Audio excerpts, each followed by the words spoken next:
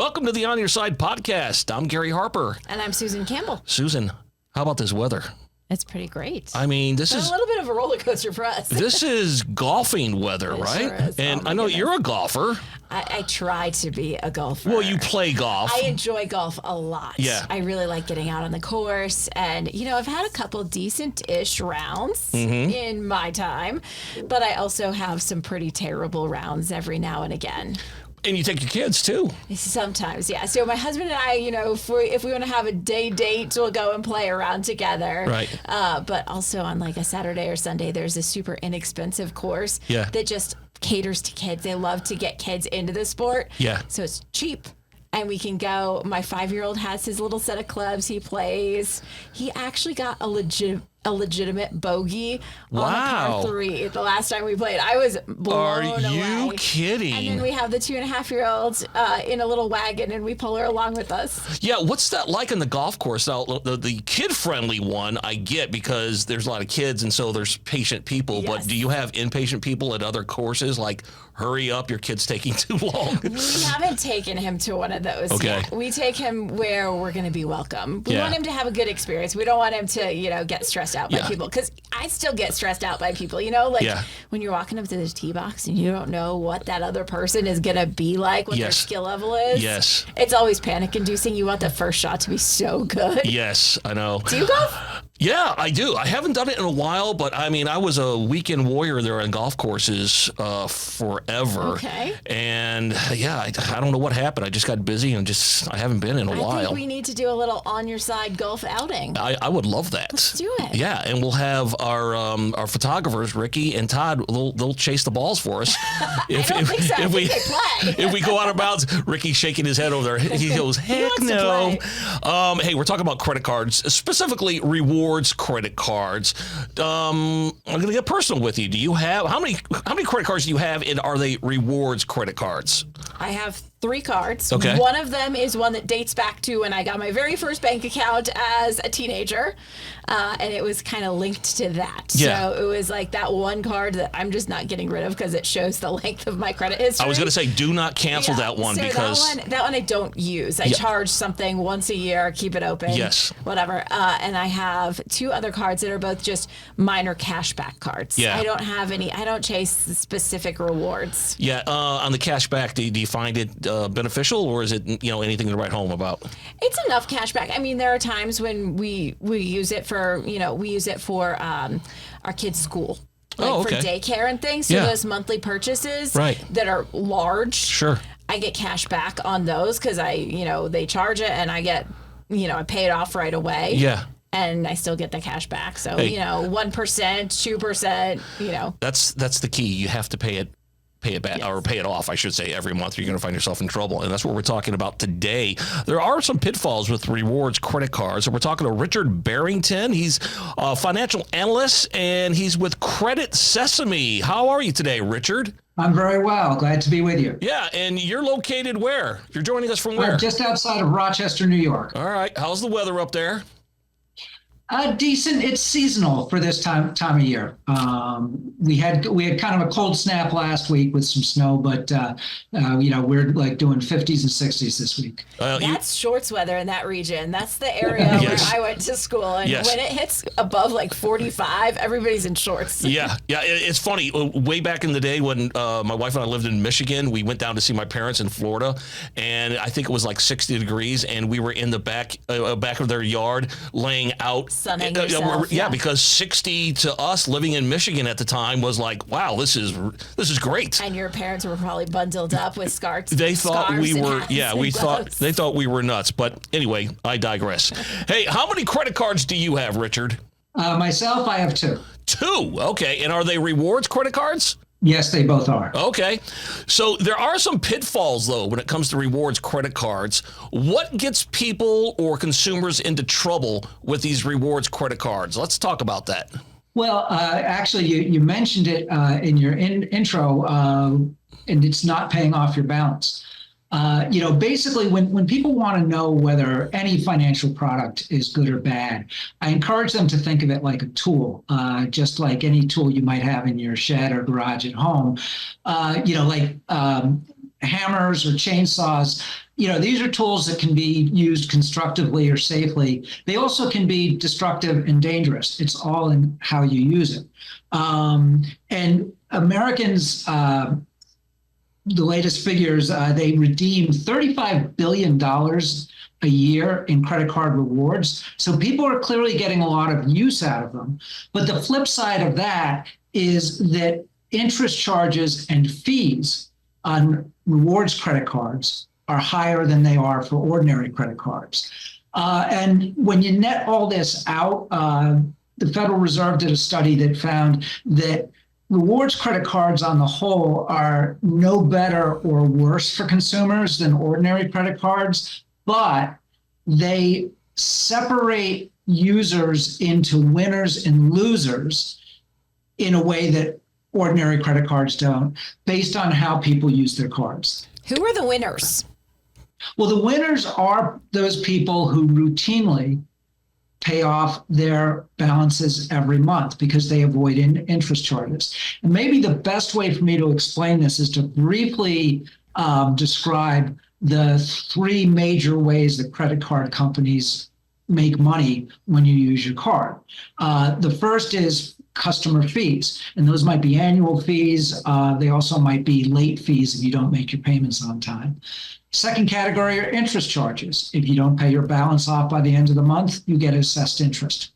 And then the third way is in merchant interchange fees. And these are commonly known as swipe fees. Those are the fees that merchants pay to credit card companies for processing their transactions. And the important thing about that is that this is a three-party relationship. There's you, there's the credit company, but there's also the merchant. Now, the credit card company always gets paid, but just because the credit card company always wins, that doesn't mean that the customer has to lose because you have that third party. So the trick is to avoid those two forms of payment that come out of your pocket, and all that leaves is the type of payment that comes out of the merchant's pocket. I know a lot of consumers, when they're considering getting a rewards credit card, they look at, wow, I'm getting so much percentage back in cash, or I'm going to get 60,000 airline points, which is roughly around $600. It's very enticing, but people have to remember these rewards credit cards, most of them come with a very hefty fee, and you kind of mentioned that just a little bit ago. I would imagine you would have to kind of weigh the difference between paying a $600 annual fee and if you're really going to get that $600 back. Yeah, absolutely. You have to know your own usage and look at the fee. But I'd also say there are plenty of rewards cards that have no annual fee. Myself, I'm cheap. So the two cards I have don't have annual fees. I'm right there with you. I have the rewards cards that are cashback, but I wouldn't pay for them. Yeah. I wouldn't pay for that perk. I'm not giving any advertisement for Discover, but Discover, it's if you qualify, it's no annual fee, and they do give you some cash back. So, I mean, you just got to... Chase has a similar product. Yeah. So you just have to look around. But I will say some of these more elite credit cards, like the American Express Platinum, the Chase Sapphire Reserve, again, I'm not endorsing any of these. I mean, we all know as consumers that they're out there, but they do come with some hefty fees. However, they do come with a lot of benefits. So again, if you're looking at a rewards credit card, you got to weigh the difference. Are you going to get that annual fee, enough benefits and perks to pay that fee, if not more? You're going to do some math. You got to do some math, yeah. I generally feel like you can get perks other ways without having to pay a ton up front. But I do know there are people who swear by certain travel perks or things like that. There are families who love their cards that come with miles. Yeah, exactly. Hey, Richard, encouraging people to spend, is that one kind of a pitfall? People just want to, hey, listen, I got to rack up my points. Is that a problem with some consumers, and then they find themselves in debt? Yeah, I think it's true with some, hopefully a minority of people, but I think some people are, misguided about that. You don't win with rewards by spending more. You win by managing how you pay for things that you were going to buy anyway. And I look at this as returning a soda bottle to get your nickel deposit. If you were going to buy that soda anyway, it makes perfect sense to return the bottle and get your nickel back. But if you weren't going to buy that soda anyway, it doesn't make financial sense to spend $1 or $2 on a bottle of soda just so you can get the nickel back at the end. It's not like, wow, if I could just drink more soda, I'd be rich. It doesn't work that way. I love his examples. The tools in the shed. I mean, a saw can be helpful, but can it be destructive? And no, that's such a good These analogy. analogies are wonderful. It's going to stick with me. Yeah, no kidding. I wanted to, I was talking about winners and losers, and I just want to give you like a set of stats real quick that I think really sums all this up. One study found that people who regularly carry balances on their credit cards pay 94% of all the interest and fees on credit card accounts, but they only earn 27% of the rewards. And so the inverse of that has to be true as well, right? Is that people who pay their cards off every month, they only pay about 6% of the interest and fees, and they get 73% of the rewards. So there is a real separation between winners and losers, and the key is really paying off your account. What about the interest rates for rewards credit cards? Do they tend to be lower because you have an annual fee, or is it the complete opposite? No, on the whole, they tend to be a little higher, but overall, I'd say they're competitive. Very much, I think what matters is not so much the percentage rate that you're paying, it's how much money you're leaving on your balance that's getting assessed that rate. Yeah. What about the impact on your credit score? I mean, I think a lot of people might get addicted to a lot of these rewards credit cards. I mean, I got one, and now we can get two, and I can really be racking up a lot of points. Is that a problem? Well, only if it induces you to spend more. Again, it doesn't make sense. It's kind of, an illusion. And I think, maybe some people are lulled into that, just, like the name rewards, who doesn't want to be rewarded, right? Well, you should kind of look at it as buy what you were going to buy anyway, but just be smart about how you pay for that. Try and match the card that gives you the best reward rate for that type of purchase. But don't let the rewards drive the purchase. Let the purchase drive the rewards card that you use. What's your take on actual store cards? I know there are a lot of stores, big box retailers, especially, the home improvement kind of stores, where you can get a pretty decent intro APR if you're buying like your whole suite of appliances for your brand new house or something like that. Give me the difference between those store cards and maybe a more generic branded card that's just a Visa or MasterCard that has some rewards that come with it.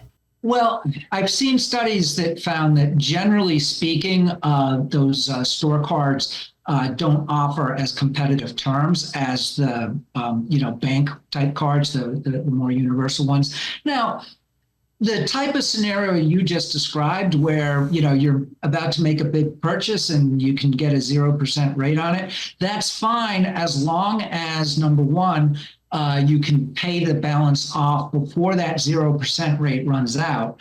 And also as long as there's no annual fee on the account. Yeah, my advice is, I see a lot of this 0% for 18 months. If you buy this, appliance set for $3,000 or whatever it is.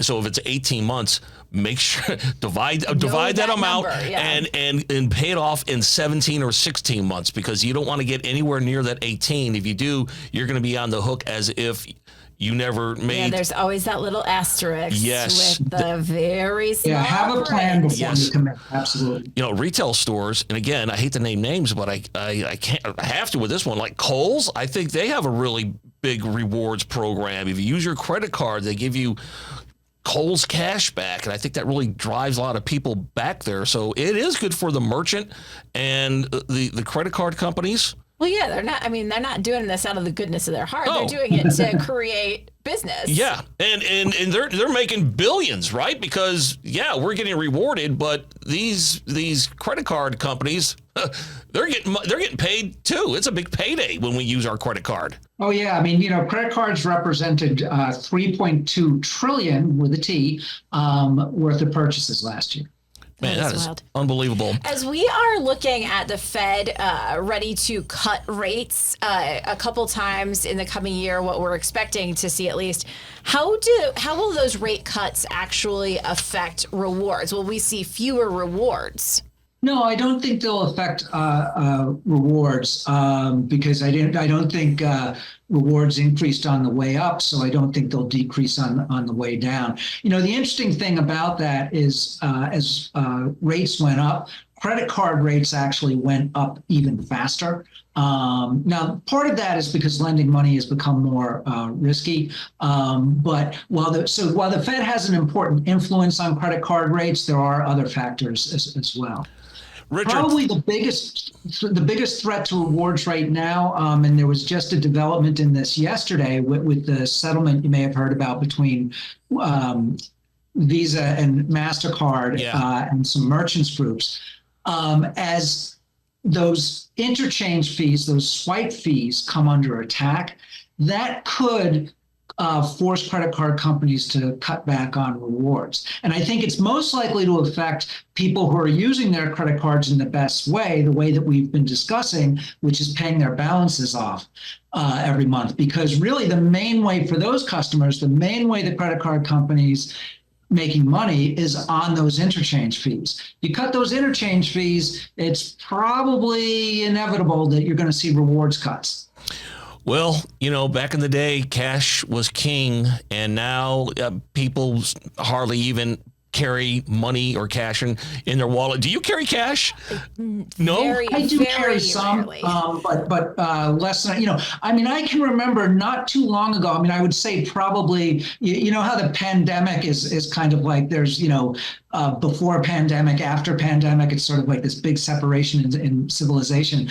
And before the pandemic, certainly I was going to the ATM pretty much every week for just walking around cash. And now I just don't do that as much. Well, we know Susan, she carries hundreds in her, a couple of $100. Yeah, Ben Franklin. The other day, I actually had to scramble in the junk drawer in the kitchen to make sure I had $5 so I could park at a spring training game. Oh my. Isn't that funny? You're digging into couch cushions. Yeah, it was hilarious. Yeah, all ones folded and ran to places. Oh man, that is funny. But I had it. Well, that's good. But that's the day. This is this is how we live now. Everything is really not cash. Hey, Richard, if people want to find out more about you or Credit Sesame, what's some websites or anything you can drive them to? Well, the website is creditsesame.com, and we've got a lot of both information and tools on there that are really centered around helping people use credit responsibly. All right, sounds good. Great resource, and we appreciate you being on the On Your Side podcast. Thanks. Great speaking with you. The On Your Side podcast is produced by Brad Denny. Our audio engineer and editor is Todd Martin. Segment producer is Colin Stanton. And I'm Gary Harper. And I'm Susan Campbell. If you have a problem you can't resolve, maybe we can't, send us a message through azfamily.com or our AZ Family mobile app. Look for the On Your Side section and leave us a message. Thanks so much for listening to the On Your Side podcast. And if you like it, leave us a review. We'll see you next week. On Your Side is on Good Morning Arizona every weekday morning at 6:45 and 7 o'clock, and every weekday evening on Good Evening Arizona at 4 and 5 o'clock. You can also catch it on Arizona's Family News at 9 on 3TV every weeknight.